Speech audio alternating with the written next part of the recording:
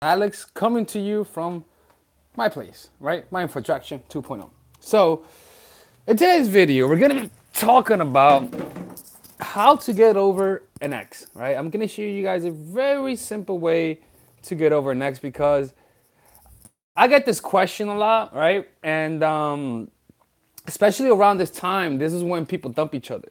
Okay, this is when relationships usually end. And for one second, let me put this right here. Let me put this right. Okay, there you go. That's perfect, right? 1 second, right here. Okay. Wait, fuck it. There you go. Okay. Un momento. Okay. Come on, man. Spanish yourself out. God damn it. Okay, I'm gonna put this here right here. Okay. All right. So it's very simple, right? So I use this on my own. I practice this. This shit worked, all right. And I say this shit works a lot, but this shit worked, all right. All right. So this is how it's done, right?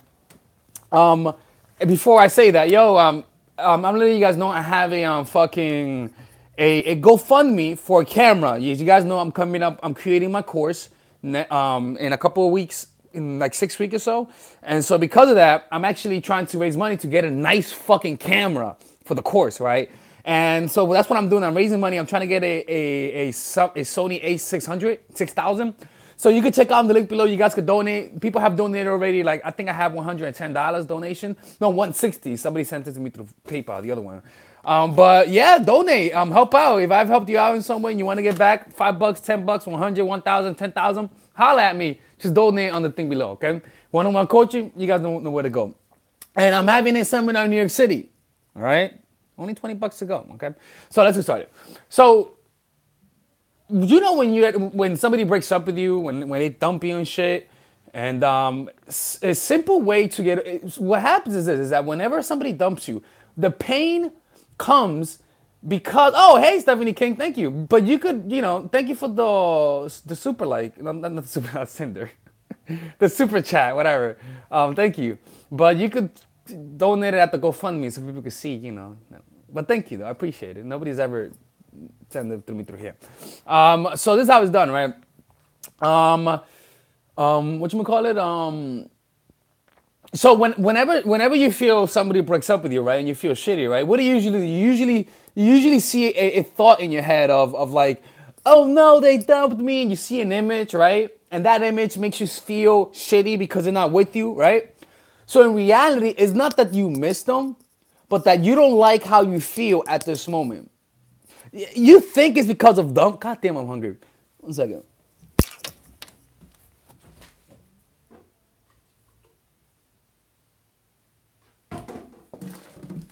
You think you feel bad because of them? No. The truth is that you feel bad because you don't like who you are. You see, you are essentially saying, I am not enough. Please complete me. I want this image. This image that I have of being with him is who I should be because this is the complete me. Like you feel complete when you feel with someone. When you're with someone. When you're not with them, you feel incomplete. You see? But that's all an illusion. This sense of incompleteness is there because you are. The reason why that's there is because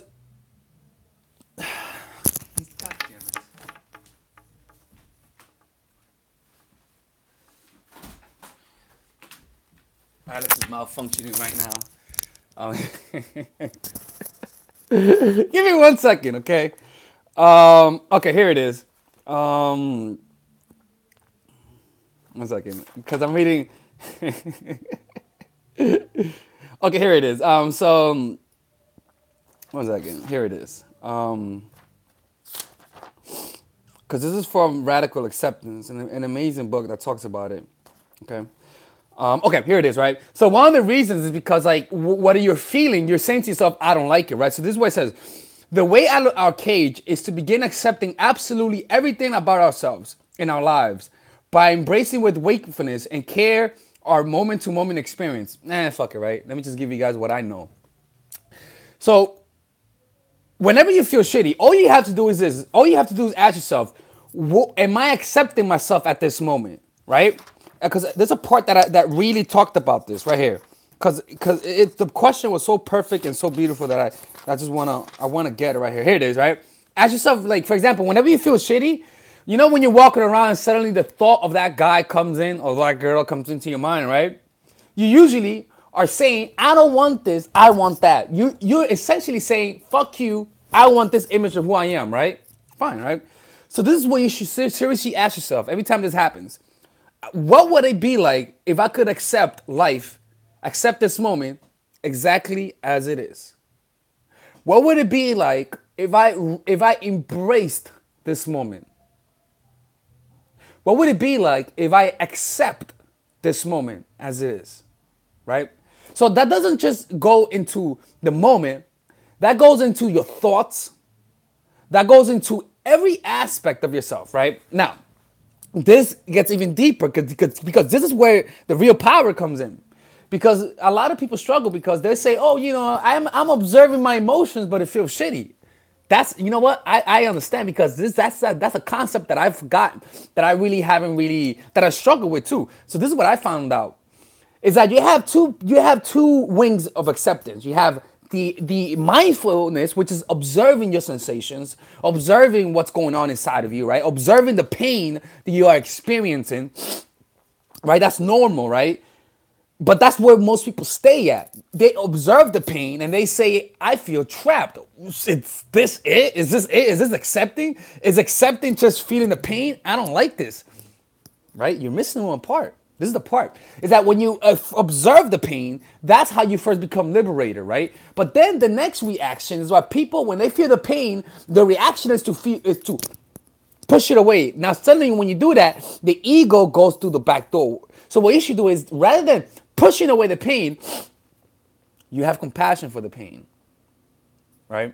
Whenever you see yourself wanting the person, you say to yourself, what part of me wants them right now? And you look at this part of you almost as though you're looking at it from a third person's perspective. And you have compassion for it. When you see that image of you, because there's always a certain image that you see being with them, right? For example, you may see yourself with them, looking at them deep in their eyes, right? Rather than saying, "Oh, I want this," you say to yourself, "What part of me wants this?" And then you say, and then you notice what part of you wants it. And then you say, then you just have compassion for it. Now, somebody asks me, "What if you want every part?" That's fine. Then just say to yourself, no. She said, somebody asked me, what if you want every part? Then what you gotta do is just have compassion for every aspect of yourself. Forgive yourself for being needy. Forgive yourself for not being able to control yourself. Forgive yourself for not being able to follow mindfulness, for not being spiritual. Have complete and utter compassion for every cell of your being. And what tends to happen is that the pain transforms it. For example, look, I was missing this girl, right? Fucking bitch. You fucking hurt my heart. Nah, she's a cool girl, right?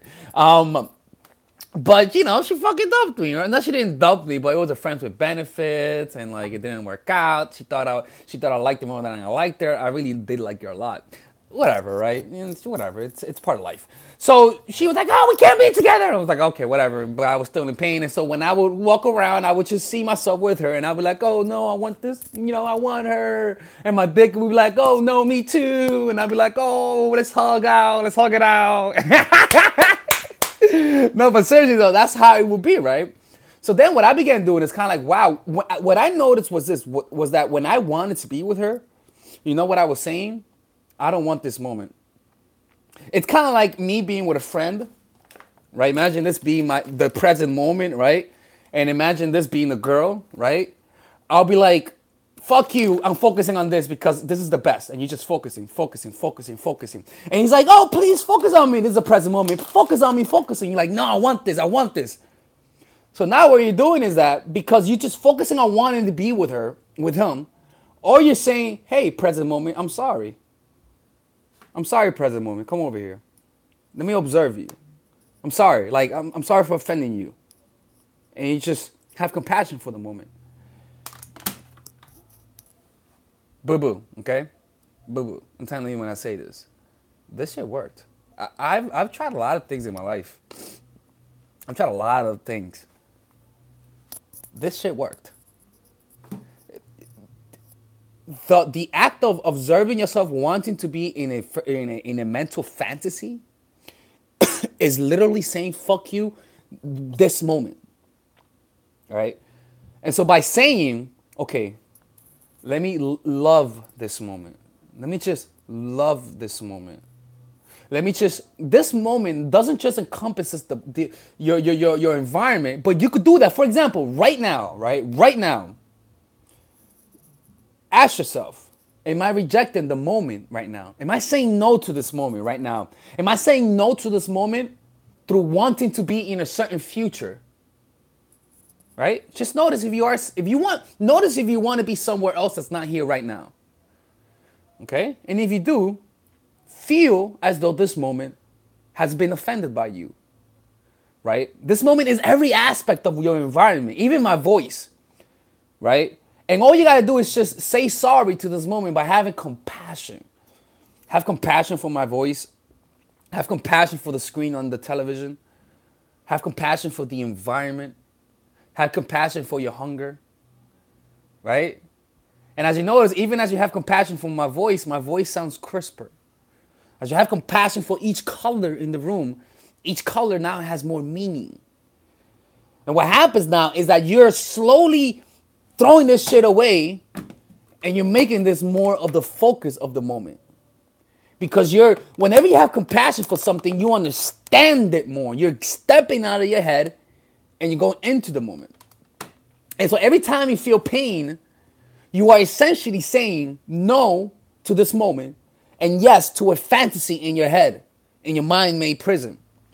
And so what I learned is by doing this, it really takes you deep into the moment, right?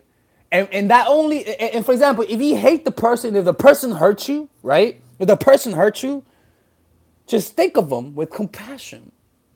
And just have compassion. If you feel pain inside of yourself, right? All you gotta do is not say, I don't want this. All you gotta do is just say, hey, I see you. I see you. I see you. You're saying to the pain, I see you. Come over here. I love you. I see you. It's okay.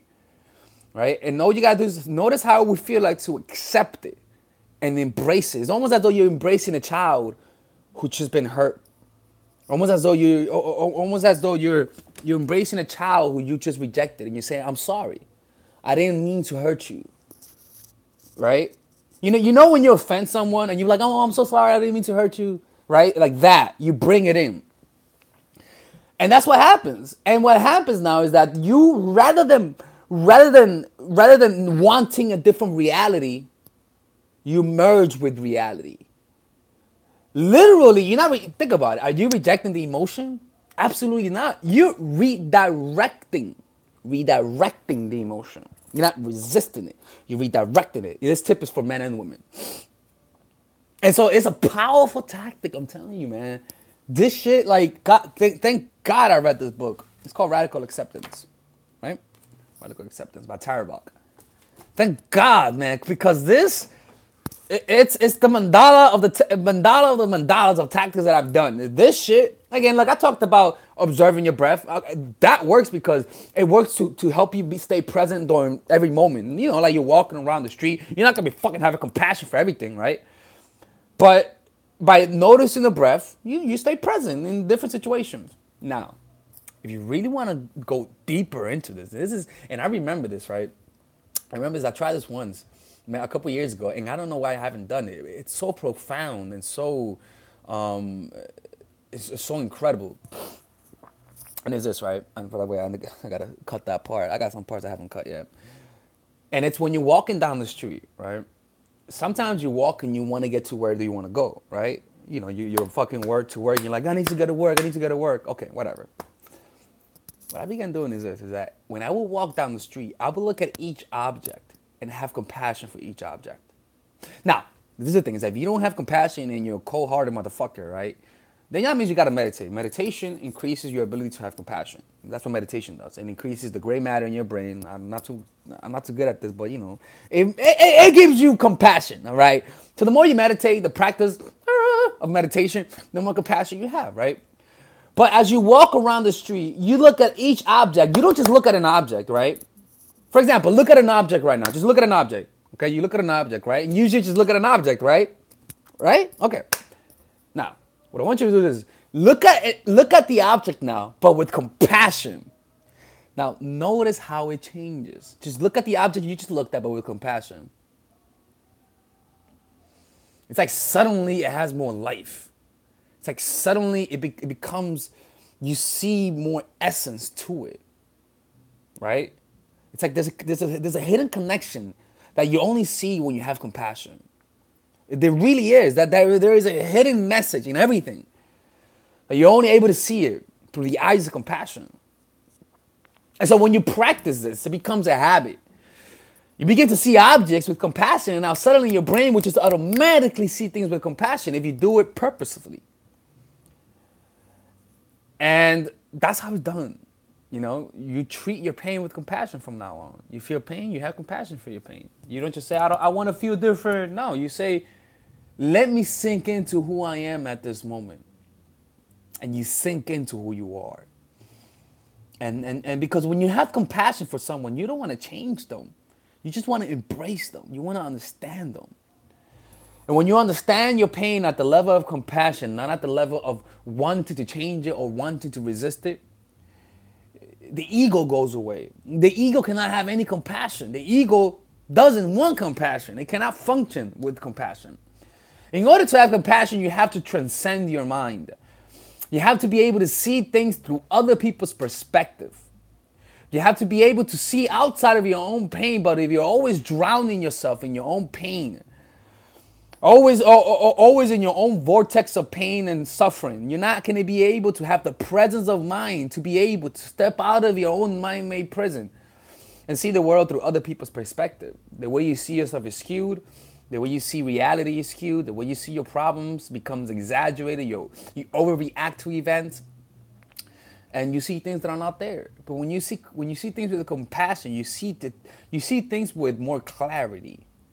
And in this clarity, in this case, the pain that you feel is not going to be directed toward the guy no more. You're going to notice that this pain is really not pain because you've been rejected, but pain because you are not at ease with the moment.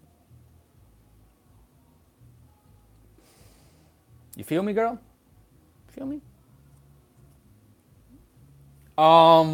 This is it. This is how it's done, man. See, not a lot of coaches teach this. I understand. People don't go through the shit that I go through. You know, most people don't need these radical tactics. I use them because I have my own problems. You know, sometimes it's not because you're a genius. It's because you just have a different perspective. And I'm the kind of person, when I go through stuff, I don't just complain about it. I say, let me buy a book to see if I can find something for this. I buy a book. I take notes. I find something that's useful. And I focus on that one thing. And that's what happens, right? And what happens is that, you know, you experiment. And it's all a matter of perspective. It's all a matter of perspective. Now, anyways, is it. Look, if you guys enjoy this and you guys want to help out, donate for the camera. I really want a better camera, you know. I can't buy it right now because I got to pay my taxes. You don't want Uncle Sam on your ass, all right, motherfuckers? You don't want Uncle Sam, so I'm paying it off right now. I'm good, though. Don't worry about it. But because of that, you know, you got to have priorities, right? So, you know, a lot of people have been asking how they could donate and whatnot. So that's what you could do. You guys could go donate $5, $10, $30, $50, $100, $100,000, $1 million, right? $1 million. Oh, I'm on camera. Yeah, that's how the cookie crumbles, man. And to be honest with you, sometimes I'll be honest with you, I really underestimate how. Look, I hate to do this because it sounds like I'm blowing my own horn, right? But I really underestimate how much I help people out sometimes. I really do. Like, I really, really do. I bet everyone who helps people out do that. You know, sometimes you don't understand the kind of impact you have because you just teach and then you go about your day, right? You're just walking around, you're doing your shit. And, you know, you don't think about how the kind of impact you're having on people. And it surprises me when I look at the comments, when I look at my messages. you know, I see that I help people out, but you know what's sad is that I become desensitized to it. I get it so often. A lot of coaches say, "Oh my God, I'm always excited when I get." I personally I see it and I understand what I'm reading, but it's extremely difficult to actually emotionally react to it because I get it a lot, you know. But I still like to read it because it shows me what I'm doing right, you know. Like sometimes you just forget, and sometimes when you feel down, you read it and you're like, oh wow, it makes you feel good, right? The problem is that when you get comments, they're good, but it's a problem to really look into it a lot because then you derive self-esteem from people's comments, and you don't want to derive self-esteem from comments. It's not good. Um, Anyways, this is it. Deuces, my niggas.